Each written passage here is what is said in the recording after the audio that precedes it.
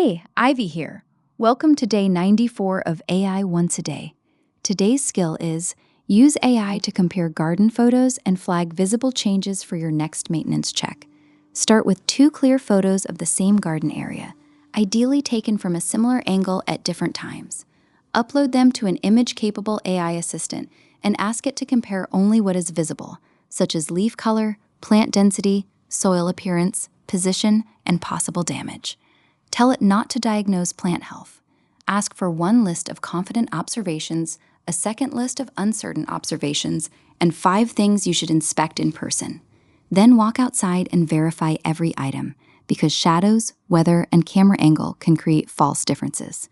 Save the useful observations with the date and add your own notes after the inspection. If you repeat the photo from the same viewpoint next week, you will have a simple visual record that makes change easier to spot. Tomorrow, we'll use AI to organize a practical morning routine.